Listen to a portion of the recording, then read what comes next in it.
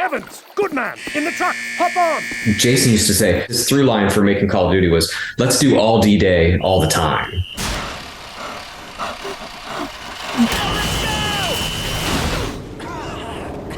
And I think it was an exciting bar to aspire to, and I think ultimately was hit. And, you know, it was more World War II, but I think when we started the studio, there wasn't really a limit on what we could make. Very few video games have truly changed the way we play. The likes of Half-Life, World of Warcraft, and Fortnite are once-in-a-generation shifts. 2023 marks the 20th anniversary of one of those seismic games, the original Call of Duty. What began as an attempt to beat Medal of Honor at its own game turned into a monolithic franchise with over 400 million sales across more than 30 different games. It was a significant turning point for both FPS campaign design and online multiplayer, ushering in an era of cinematic set pieces and ladder-based progression. For its 20th anniversary, we're revisiting the early years of that journey with the help of veteran Call of Duty developer Mackey McCandlish, who was there from the very start. Early on, we were exploring ideas like making a sci-fi shooter or making like a medieval game where you'd be in first person doing spells. Like, we aspired to be the next Blizzard, where who knows what we could make. The answer, of course, was Call of Duty, the game that changed shooters forever.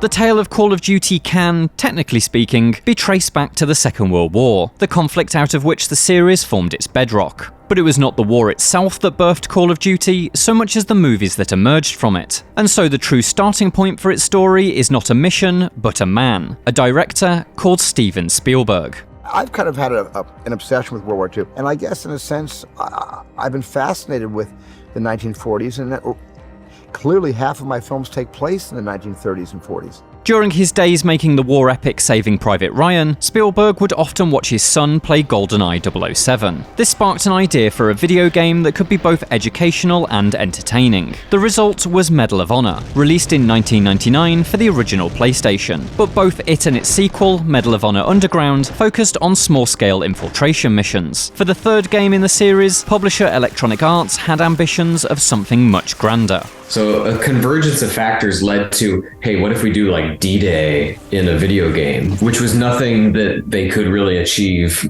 on the PlayStation version. It was clear that if Medal of Honor was going to achieve the scale and intensity of Spielberg's beach landings, the next game needed greater horsepower. And so Electronic Arts contracted Oklahoma-based studio 2015 Inc. to create the PC-exclusive Medal of Honor Allied Assault. A number of new hires were made for the project, including Mackey McCandlish, Jason West, and Vince Zampella. It wasn't obvious to anyone at the time, but this was the moment the seeds of Call of Duty were sown. To create the grander tapestry of war, 2015 wanted to move away from the intelligence agency focus of the original Medal of Honors. Their infiltration missions had always pitted the player solo against entire German battalions. For Allied Assault, the clue was in the title. The player needed allies.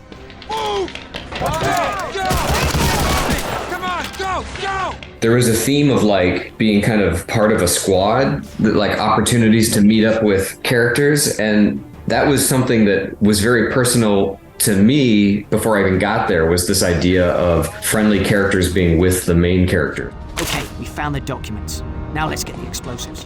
Almost like a very early, primitive, primordial version of what would come later with like following McMillan through sniper experiences, where he kind of leads you and then, okay, go, and now you start going.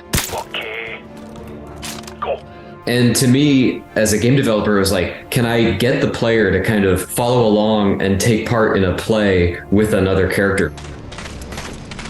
There they are. By surrounding the player with AI-controlled squad mates, 2015 could provide the sense of camaraderie that fueled the most powerful war movies. Combined with the power of the PC, enough on-screen troops could be deployed to properly depict the Herculean effort of the Normandy beach landings. And so Allied Assault became the first significant depiction of D-Day in FPS history. Right here! Stay in cover! As development neared its end, it appeared that Allied Assault was going to be successful in its goals. It was an immersive war story with unprecedented scale. But while the game was looking good, life at 2015 Inc. proved increasingly difficult. Unsatisfied with their contract with Electronic Arts, 3 core members of the team, Grant Collier, Jason West, and Vince Zampella, decided that they were going to jump ship to set up their own company. News of this venture, which would come to be known as Infinity Ward, spread throughout the studio. Many of the trio's colleagues felt the same way and wanted in. The game didn't ship until January 22nd. We were already at Infinity Ward by January 5th. So we'd go and work on the last few bugs, and then we'd jet off to Pepper's at a restaurant nearby and like, hey, we're starting a new thing, right? And every week at Pepper's, there'd be another person there. It's like, oh, cool, we got such and such. Oh, we got that guy, yeah. Or it's gonna be a real game, maybe. When 22 of, 25 people leave and start a new company, they're not doing it because they want to. It's like, they kind of are doing it because that situation is too tumultuous to continue. Up, get up, wake and shake it, the jump off the streets, murders! Infinity Ward was an opportunity for a clean start. When the team sat down to plan out their first game, their initial ideas were a far cry from the Western Front. Pitches for a sci-fi shooter and even a first-person medieval fantasy spellcaster were on the table. But Infinity Ward's new publisher, Activision, encouraged the team to start with what they were comfortable with. And so it was back to World War II once more for another PC exclusive. Internally, they called this game the Medal of Honor Killer. Jason used to say his through line for making Call of Duty was, let's do all D-Day all the time. That was a high bar to set. So, Burnville was one of the first levels we did, and we were trying to put guns going off in the sky, paratroopers coming down, explosions, hills dynamically turning into like craters where an explosion happened. It was in this idea that Call of Duty's signature intensity was born. But the most important lesson Call of Duty would take from Allied Assault wasn't the ferocity of D-Day's guns and artillery. It was the AI squad members who lent the mission that feeling of hard-fought sacrifice. No one fights alone. You feel like you're a squad. Kind of goes back to those early explorations in Medal of Honor really coming to fruition, where there's always friendly characters around you, talking with you. They're able to die. More of them are always coming on from some other off-screen point. Creating that feeling all around you of you're in a war and it's real. By doubling down on what began in Allied Assault, Infinity Ward used a vastly increased number of squad members to lend Call of Duty its unique wartime flavour. Where classics like Doom, Half-Life and the original Medal of Honor always cast the player as a lone gunman, Call of Duty could significantly adjust its tone through the use of supporting characters. Apart from some medical supplies, all we found were a couple of rifles and several Panzerfausts, which are woefully inaccurate. I think that feeling of activity and like living world really differentiated what we were making. But I don't think it was because we looked at other games and said they could be more living. It's more like we watched a lot of Band of Brothers. Something Jason used to always talk about is that like Half-Life makes you feel like they have smart AI because you hear, let's throw a grenade, and then a grenade goes donka donka donk. It's like, wow, I can't believe he did that. He didn't do that. A designer, you hit a trigger, a designer spawned a grenade at an angle, and it feels amazing. And so is there some actual logic on it? Of course there is. But is there a lot of like careful attention to emotion and evoking an emotion? Yes. Was there an intentional emotion to achieve? Yes. Where did it come from? More likely it came from moments in film than it did from other games. That filmic influence is clear from the moment Call of Duty begins. The campaign initially follows the journey of the American 506th. The parachute regiment depicted by HBO's groundbreaking Band of Brothers. Later, the perspective shifts to the British to follow their efforts in sabotaging the Eder Dam of Dambusters fame. And the final third recreates the terrifying Battle of Stalingrad, which was directly influenced by the 2001 film Enemy at the Gates.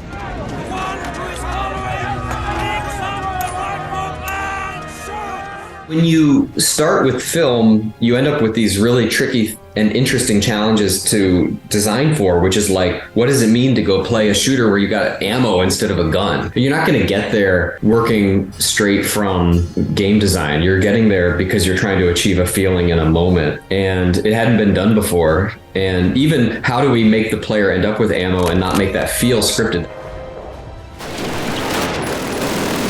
When you are in Modern Warfare 2 and you're rescuing Captain Price and he's going to come in and punch you, the controls still respond to your motions. Or when you're taking the shot on Zakhaev, the wind affects the shot so that he doesn't die when he's not supposed to die, but it doesn't feel like a script happened to you. It's now or never. Take the shot. Target is down. Nice shot, Lieutenant. So making all of those moments feel cinematic means you still feel engaged. Like if you're riding the boat in Stalingrad and you don't crouch when the planes go by, you're going to get shot and killed. You can't just put the controller down. You have to be engaged.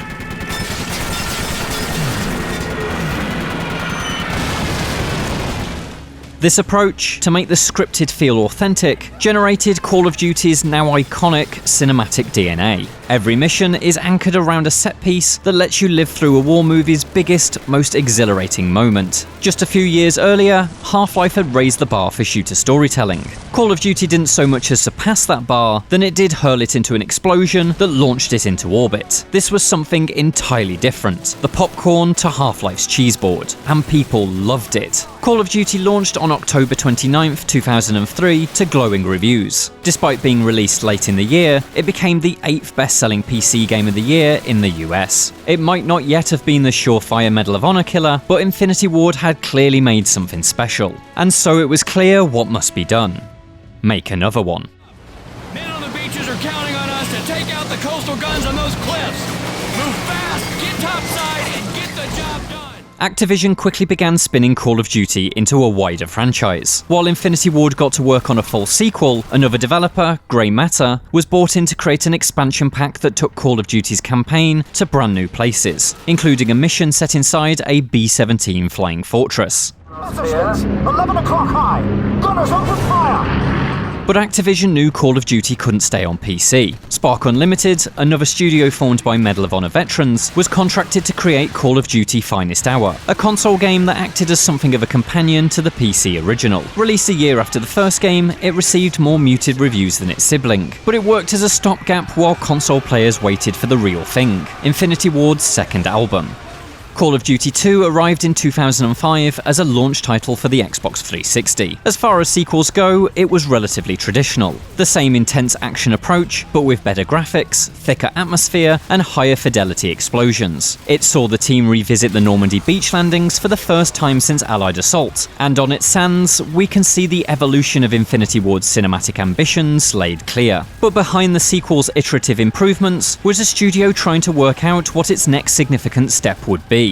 We wanted to make a game that was more non-linear instead of, like, we felt like we solved this linear thing. Experimenting kind of went on a little too long and led to more going back and trying to salvage what we could and retreat back to linear. So some of the non-linear makes it to the shipping game. You play like D-Day and COD 2 and you can like attack the beach whatever way you want. But when the player just kind of picks away and goes, they don't necessarily appreciate the amount of work that went into that non-linearity. At the time, non-linear was the most important buzzword in video games, but it wasn't the right step for Call of Duty. This was a series that thrived on cinematic direction. Infinity Ward knew it was time to move forward in one way or another though, and if that change wasn't structure, then it was setting. The team wanted its third game to pull the series out of the 1940s and bring it into the modern day. We had wanted to explore modern from the early days, and there was also a very functional side to it where it's like, how many closets can I spawn bad guys from? Can I bring a helicopter in to bring some reinforcements? Can I put an attachment on a gun? Like, there was things we wanted from the modern era that we couldn't do. Activision had other plans though. Recognizing its growing success, the publisher wanted to cement Call of Duty as an annual franchise. That meant work on Call of Duty 3 had to be finished within the year. It was a timeline that simply couldn't accommodate Infinity Ward's new ambitions. The team needed a full 2 years, and so the developer and publisher came to an agreement. Infinity Ward could have its 2 years, but Treyarch, a studio that had made a Call of Duty 2 spin-off for previous generation consoles, would make the next mainline game in time for the following year. Treyarch quickly became Call of Duty's second core developer, alternating each year with Infinity Ward. Its first 2 games in this setup, 2006's Call of Duty 3 and 2008's World at War, remained in the 1940s, while Infinity Ward set about establishing its new modern universe. Activision hedged their bets by having Treyarch stay in World War II. And from their perspective, maybe even save the franchise in case this whole modern thing doesn't work out. So it wasn't a sure thing, but it was pretty obvious by the time we got through the first year, and that level where you have to go try to get to the tank at night was coming together. And you could see the early signs that the AC-130 mission was going to work out. And it's like, okay, I think this is going to be a thing. And what a thing it was.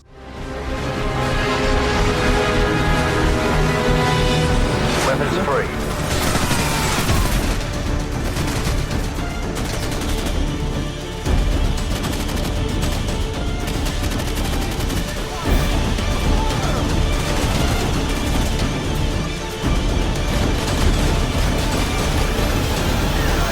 It's now or never. Take the shot. Target down. I think I saw his arm fly off. Nice work, Lieutenant. We got him.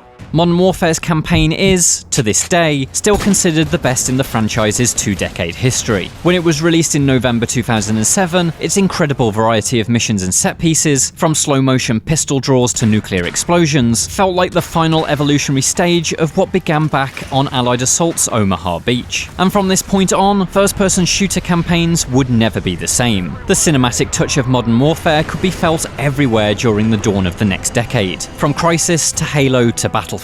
It went beyond just shooters too. The filmic presentation of Sony exclusives such as Uncharted would likely not be what they are today if not for Infinity Ward's ambition. But it wasn't Modern Warfare's campaign that cemented it as an all-time great. It was its game-changing multiplayer.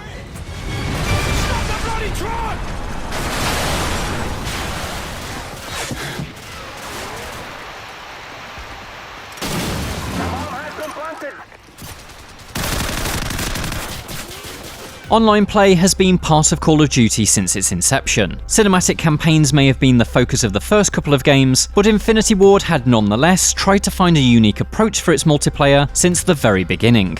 I have a lot of really positive memories of playing Call of Duty 1 multiplayer on PC. Back then, you could put 64 players plus on a server, and you'd play SD, Search and Destroy, our version of Counter-Strike, and just so many targets. And then once you're dead, you're out. So yeah, we didn't have kill streaks, so we didn't have unlocks and stuff, but we did have, when you're playing British, you're only getting British guns, which was differentiating from, here's Half-Life, everybody gets every gun. Here's Quake, everybody gets every gun. So I think it had its own flavor, but I think that one was a good PC multiplayer title for its time. Allies win. Modern Warfare was an opportunity to try a new flavour though, and Infinity Ward went bold. Despite Halo's evolution of the Quake-style multiplayer arena reigning supreme in the early 2000s, the team planned something radically different. They reconsidered how almost every component of Call of Duty's online suite worked. The most significant innovation was progression. Instead of the old design of choosing from a selection of predetermined weapons before you spawn, Modern Warfare asked players to improve their personal loadouts over time by climbing an XP ladder of increasingly exciting guns. It may seem obvious now that, oh yeah, you unlock guns, but internally that was very divisive. It's like, no, you can't do that. You're supposed to you gotta earn your guns in shooters, or you gotta have fairness of gun. You can't have an unfair advantage at the beginning. And so we went with it and it worked. And then on top of that, of course, unlocks and perks, which is, a Fallout thing. And in Fallout, the perk usually has a good side and a bad side of the coin, right? So we don't need the bad side as much, but we'll keep this idea of creating your own character from, the collection of positive characteristics you want for your character. And that also helped define the game and set it apart from the games at the time. Perks provided something of an RPG layer to the multiplayer, skills that aided and improved particular combat approaches. Combinations of perks and weapons formed classes, customizable loadouts tailored to specific playstyles. They allowed players to build their perfect soldier, tweaking and tuning them as each XP milestone unlocked a new piece of equipment. There was always something to strive for, always another option to experiment with. You could be a fast assault scout today, but the following week you could be a steadfast sniper. It's a personal journey of unlocking stuff, and it's nice because it gets you to play stuff you wouldn't normally play. It's, I think, the designer's job to encourage the player to get out of their comfort zone a little bit without turning them off from the game. And the unlocks in those games, even to the point of hey, throw all your stuff away and start up again. That was a last minute untested idea on COD 4 was, hey, what if we let you prestige This new progression system would give players a reason to stick with Modern Warfare long term, but to ensure people would come to Call of Duty in the first place, Infinity Ward had to completely rethink the style of multiplayer gameplay that it offered. The interesting choice going from Call of Duty 2 to 4, we kind of finally gave up on the idea that we were making a better version of Counter-Strike and said, you know what, our players just want to play team deathmatch. Is there anything we could do to make team deathmatch something we want to play too? The solution there was to try to find a way to carrot players, to reward them for playing a little bit more like they would in a single life mode like Counter-Strike. And the way to get there was the kill streaks where, hey, I've got 2 or 3 kills, now I have a reason not to just go run into the next person. There's a little bit of stakes there. Kill streaks provided increasingly powerful rewards for scoring multiple kills without dying. Score 3 in a row and you could activate a UAV to scan for nearby enemies. 5 in a row called in an airstrike. And then there was the jackpot. Score 7 kills and you could deploy an attack helicopter that would tear apart the enemy team.